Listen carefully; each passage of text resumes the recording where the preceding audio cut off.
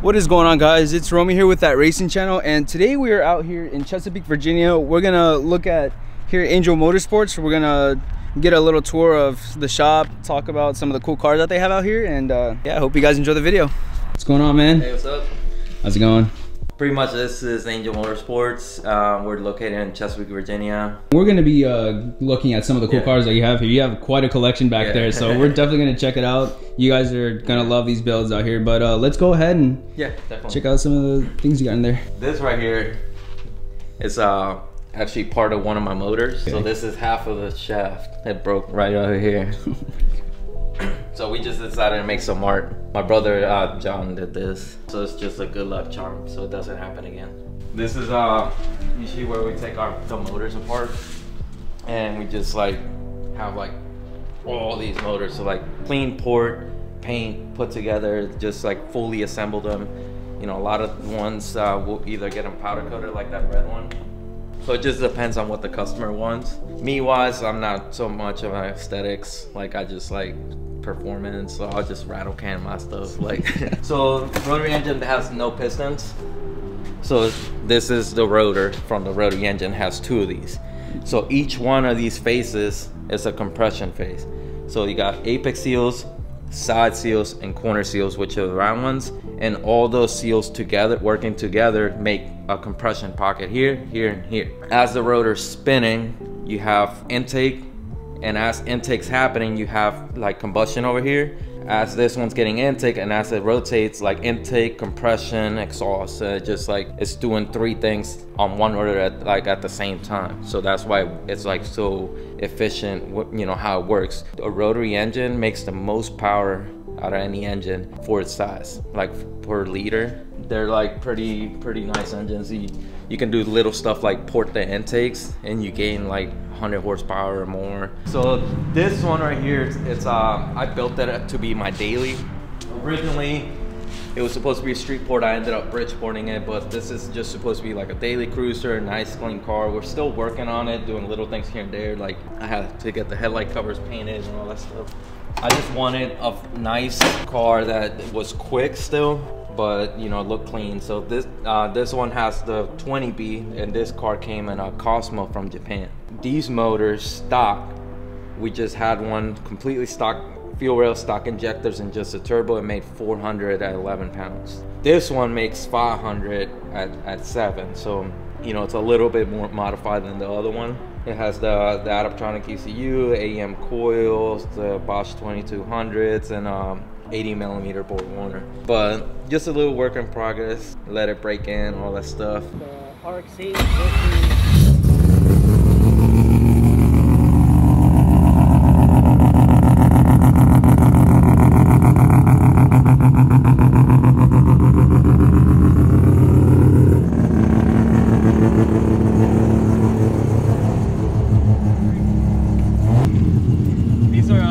more torquier than the 13B version.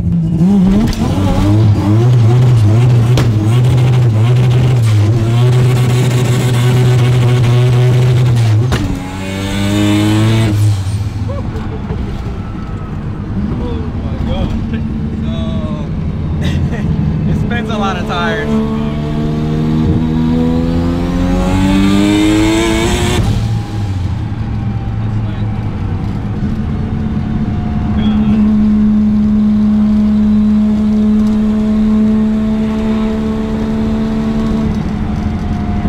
So it's like, you know, I just try to make it as my street car. And I did get carried away a little bit. It was supposed to not be as aggressive. But, you know, this is me. This is me. It loves to get a little loose, doesn't it? Yeah, it does. It just it makes almost as much torque as horsepower. You know, I changed a couple things, so I know like 3 weeks ago it was making 500. Pretty sure it's making a little bit more, just because it's getting like more aggressive. Yeah, it's making 500 right now. Yeah.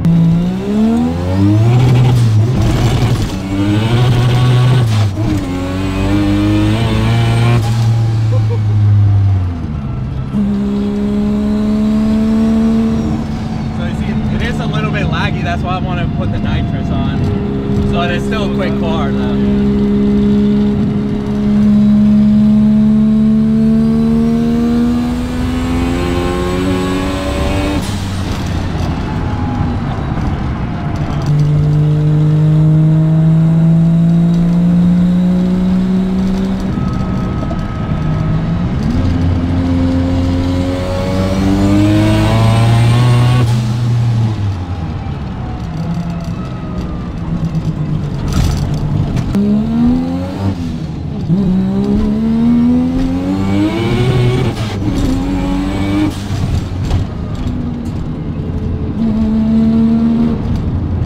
Have like a really distinctive sound from the 20B. Yeah, you won't hear this from a piston engine. Kind of sounds like RB-ish. You know, now that I think about it, kind of, yeah, actually, like, it does kind of sound like an RB.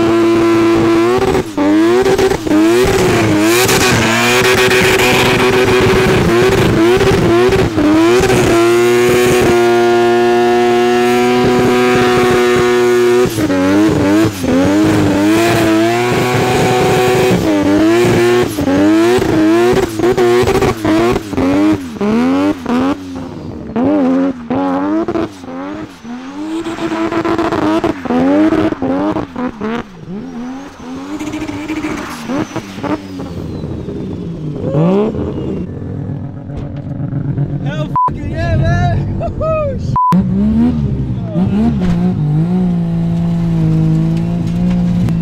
I think this car is meant to be a burnout car. I'll probably take it cleaners and cars. Did it blow a tire out? I think it did.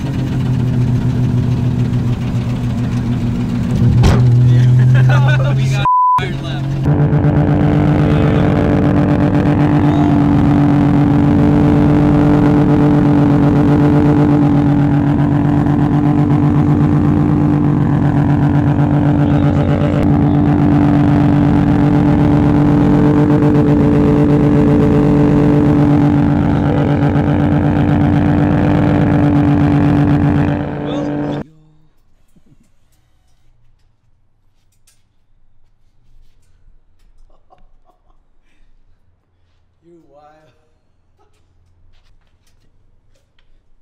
Just a little hammer, you know. I think that will do the trick, right? Yeah.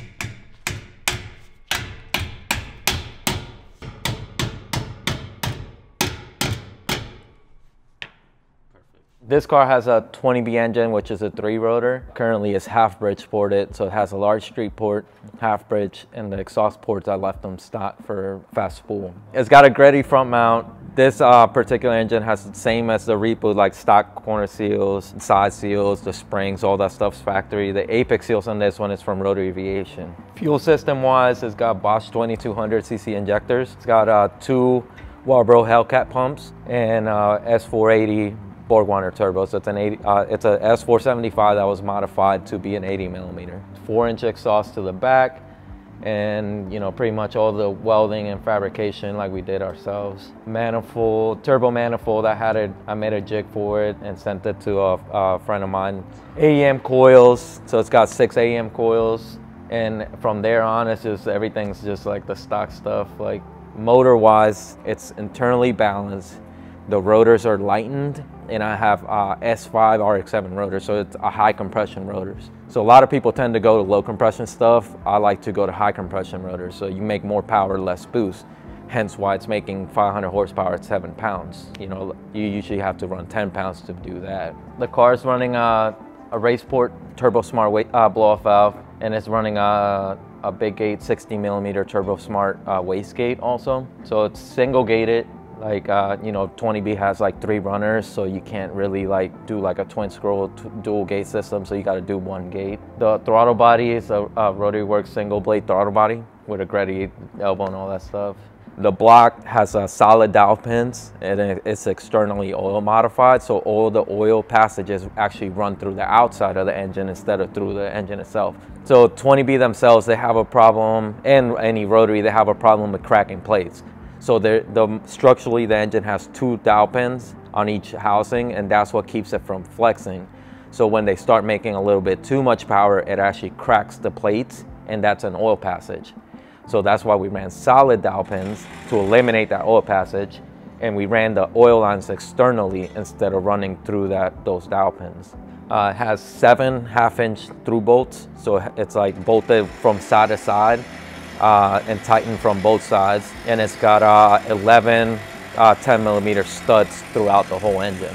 Engine management wise, it's running an Adaptronic M2000. So like the Repu's running the 420, which is the early version. This is running their new version at M2000. So that model of ECU actually runs like a 20B, like a 3-rotor RX7. So that's one of the reasons we got that. You know, each car that we have has like every level of those ECUs, like the 420, 440, the M1200, like the first gen, the M2000, the M6000, like this one over here. I have everything hooked up with fuel pressure sensors, oil pressure sensors, fuel temperature, oil temperature, like fuel pressure, everything is like hooked up, and it goes directly to that ECU as a safety feature. Rotaries have a problem with overheating, you know, that's what kills them, overheating. Oil, the oil temperature gets too hot and it breaks down the oil, like, you know, I have that ECU taking care of all the safeties. It does have nitrous, which we haven't, it's ran and hooked up and all that stuff, but we're not using it currently because the car's on break-in. It has it's gonna be 100 shot of nitrous. It's gonna be used to spool up the turbo and nothing else. After the turbo spools up, you know, boost takes on from there. So it's just a big turbo. We need to help it a little bit on the low end.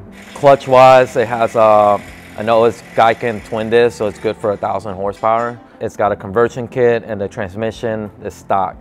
So they hold up like pretty good around 800. Like, you know, they don't last long, but they hold up pretty good. So I would have like put a different transmission on it, but you know, this was something that I built to have as a street car, you know, so I try not to overdo it. Rear end has a cast 1.5 weight differential, so the center section's upgraded. Those differentials can handle a lot of power, but they just need the center to be upgraded. Suspension wise, they're yellow. So the whole reason about this car is I actually bought this from New York. Went and picked it up. It was 1,500 bucks for the shell. So this car used to be red. It used to be missing doors, fenders, bumpers, hood, everything. And it was like on a pallet, like no subframe, no nothing. Everything on this car, I've been like sourcing, finding, buying, you know, putting it together little by little. So there's probably like 10 RX7s that got used to like put this thing apart, you know. Like, it was like, literally it was 8 different colors. Like each fender was a different color, bumper was a different color, hood was a different color. The car is a 95, but it used to be left-hand drive, and I actually converted it to right-hand drive because like I said, it didn't have an interior, and here's like a full right-hand drive interior. You know, it was just easier to swap it than to source and pay like $5,000–6,000 on a left-hand drive interior. It's just something, you know, I've been putting together just for personal use and just having fun and having something nice and clean. The car's running on 17 NK wheels. It's running a Michelin Pilot Sport tires. Before that, I did used to have slicks on it, but I had this thing about doing burnouts a lot, so I'd like destroy those. So right now it's on the Michelins. They get pretty good traction for, you know, the horsepower that the car's at. It's still just, it spins first and second like nothing. Third, that's when it gets traction. Yeah, so this is the truck. A lot of people know it from the burnout at Cletus and cars.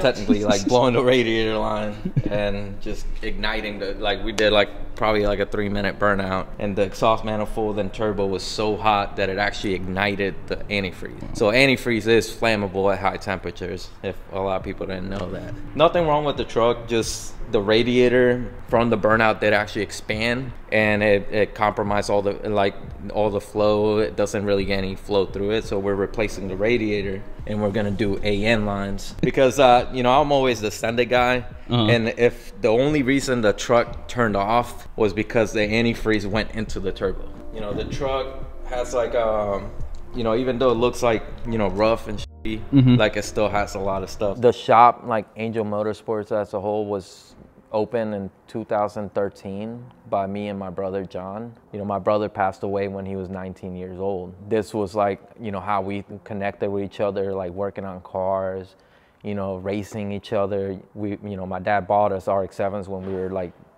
young, 14, 13, and he was like around 11. So we always like had that as a connection between brothers. From there, you know, we just kept doing.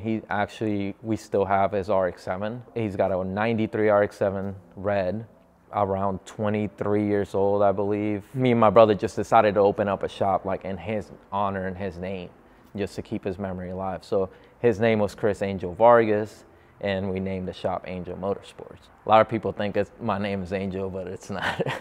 It's just my brother's middle name. But, you know, that's like everything we do like, you know, in his name and his honor, and, you know, that's why we take so much passion in what we do. This is my 1974 Mazda rotary pickup truck.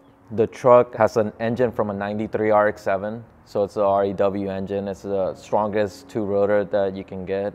Has a twin disc clutch, semi-peripheral intake, large street port, have elite rotary seals, and elite intake, which is the like big runner intake. Currently running a GT42R ball bearing turbo, 26 pounds of boost. So currently at 26 pounds of boost, it's, you know, it's not maxed out. This is just what we're running on E85, no intercoolers, making 616.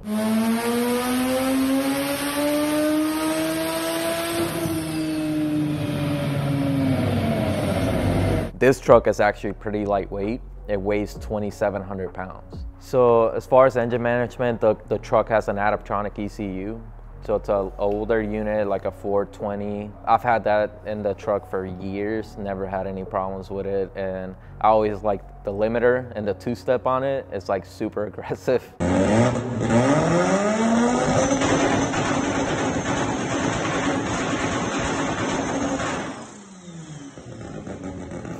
So that's, you know, one of the main reasons I like that ECU. Never had any problems, like I said, making 600 on a truck with no intercooler. It's doing pretty damn good. So fuel system wise, the truck has a Magna Fuel 750. It's like their kind of mechanical but still electric pump. It has a big motor and it uses the fuel to cool the motor. That usually is like a 2,000 horsepower pump. With a rotary, it's like it does less because the rotaries consume a lot more fuel. But Fuel system wise, it has 6 2200cc injectors. It's got dash 12 feed fuel line splitting off to 210 feeds. So from 12 it goes to 210s feeding each of the rails. Rotaries have a primary rail and a secondary rail, just how they have a primary intake port and a secondary intake port. So each rail feeds 2 ports. So the primaries feed the 2 ports in the middle, the secondary rails feed the 2 ports on the side. From there it goes back to 210s and it goes to an air motor regulator and back to dash 10, back to the tank. It has a fuel cell on the back which carries around 8 gallons of fuel, which is plenty on the truck. Ignition wise, I know it's using AEM ignition coils. So it has a custom harness that we made, hooked it up direct battery power. It has a relay, grounds to each rotor housing that it fires to, battery ground, all that stuff. So as far as transmission, it has a stock turbo transmission. The transmission is from a 1988 turbo RX7. They're like really strong compared to the factory one that it had. So the T2 transmissions is what a lot of people use. So from there on, it has a 9-inch differential. So we have 35 spline strange axles, the strange rotors, strange calipers, the case on the front, the thing's nodular in it, that's from strange also. It has pretty much everything like beefed up for, you know, 200 horsepower. Not that it's ever gonna get there with this setup, but it's like overdone. Gearing is a 454 gear ratio, so they come like 410 from the factory, so it's not like crazy different. How it is right now, it picks up speed really quick, and you know the gears are long, especially since we're revving it to like close to 10,000 RPMs. It also has a ladder bar setup with strange coilover shocks. The whole setup is from chassis engineering, like for the ladder bars. So suspension wise, nothing done to the front. It's stock. Everything that's from the truck original from 1974, it's on it on the front. That's frowned upon, so I shouldn't do that. The rear end does have the ladder bars and the strange coilovers. We were racing it last year and we just kept breaking stuff with it, you know, hence why we did the rear end, breaking axles. We actually shot out the drive shaft on it like before. And you know, we have fueling issues, which all that stuff's been addressed. So this year we haven't taken it to the drag strip, given that it's not open yet. So I think next week is the first opening of the drag strip. So we're gonna take it out, see what it does. Before it had ran a 12.0 in the quarter, and that was with 400 horsepower. Way less horsepower than it is right now. So we should see like a 10-second pass like easily. Mainly, we've just been doing a lot of burnouts with it, so we're just gonna move it over back into what it was designed to do, you know, drag racing, and we'll do my other cars as a burnout car, probably the red RX7.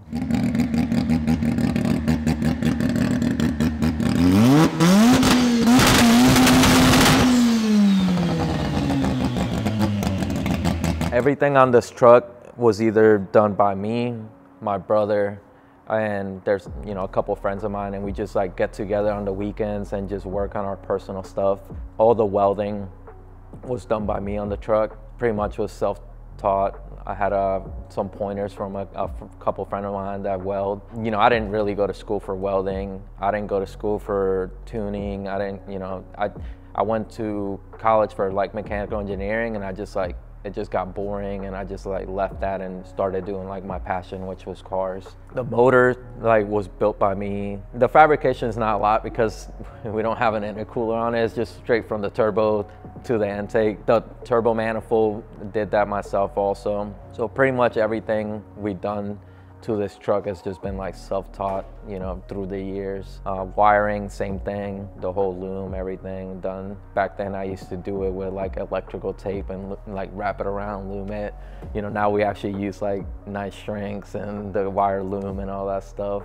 Currently the truck has a 15x8 wheels, weld racing wheels, and it's got 26x10 slicks on it. Through the year, we experimented a lot with like the height and all the stuff. This truck seems to like the 26s. We were running 28s, but it just like, it wouldn't transfer weight good at all because it lifted it up so high, you know. We left the frame stock, so if we did like any bigger tires, we'll have to like cut up and tube the whole rear end and all that stuff. This one's my first generation RX7. I've had this car for close to 10 years, and I used to commute to college with it. We used to race it. Before me, this used to be my brother's car. You know, I have me, John, and Chris. Unfortunately, my little brother passed away at a younger age. So this used to be his car for when my dad bought us first generations RX7s. This is his original one when he was 11.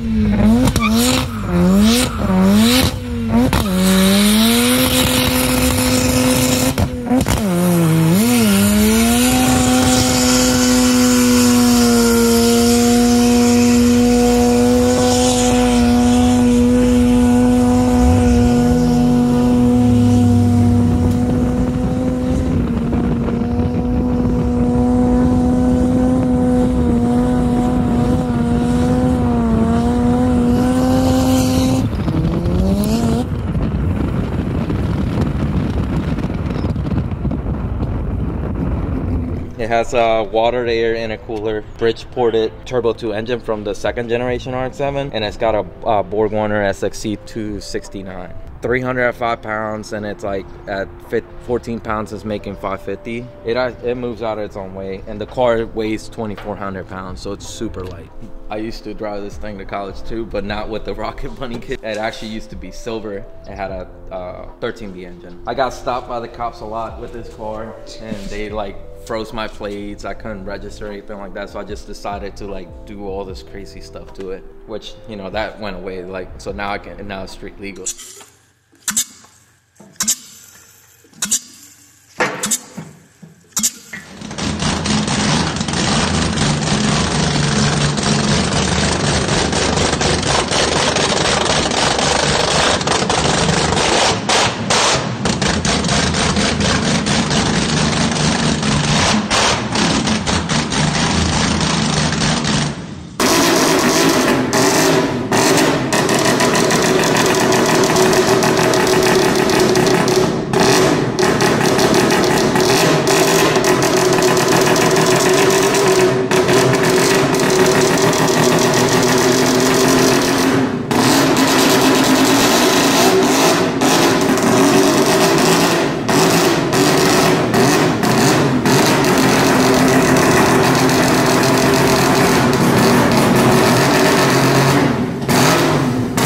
Got 13 wides on the front, 16 and a half wides on the back, and it's on 345 slicks.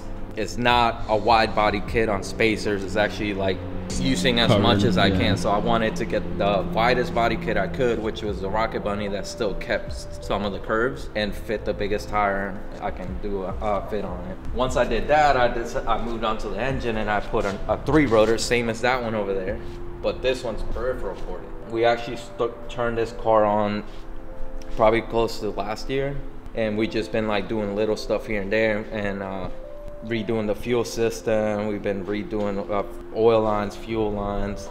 So it's got 3 stages of injectors, a V mount. It's got 3 turbos, and they're 252s. So it's 52 millimeter turbos. So they're not crazy huge, but the 3 of them put together make up a lot. This setup's actually not laggy at all. So at 4,000 RPM, it's already hitting full boost. So we did individual throttle bodies on each runner. So it's not like the standard, using the standard intake. We actually blocked the intake ports off and drilled 2-inch holes through the housing, and that's the biggest port you can do in a rotary engine. This is like a 20B done to the max. Those are the cars that are usually running 6 seconds. Like, not that this is gonna run that, but it's gonna make pretty good power. Probably be around like in 1,000 mark. I actually got this from a fan of ours. Like, he messaged me in Facebook and told us if we wanted one of these. As soon as he told me how much he wanted, I went and like picked it up. So the last time it was registered was 1978 in Texas. As far as like rotary wise, like these cars are rare. This car's been parked in a barn for 40 years. Wow. And it's just, you know, it's got some stuff from the barn falling apart. You know, it started getting wet, but the interior on it is like perfect. Like the seats on the back. And all that can get cleaned up, yeah, obviously. But it's like white. It's, you know, look at carpet. Underneath of it is like fresh paint like this. So This is one that I want to like restore, go around and cruise around and do burnouts with my friends. You know, just roll 4 deep and squat up.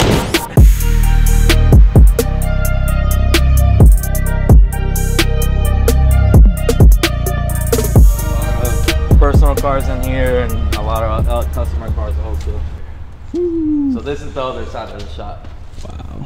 So mainly we use it for like just storage. I'll store my cars in here, or you know, customers that don't want their cars outside, they'll, you know, we'll put them in here also. You know, I have a couple of cars like I have another RX7 there, but that one's just sitting there.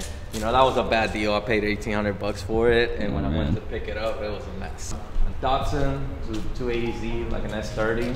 I have another FC. That one's I picked up from local guy, 30,000 miles original. The FD, that FD right there, I've had for like 3 years, holding it for a friend. Customer cars, I have the Datsun that I'm gonna, well, it already has the 2J engine in it, but we're doing a 2J swap on it. So I do other stuff other than rotary, like on the side. Yeah. But yeah, just all this.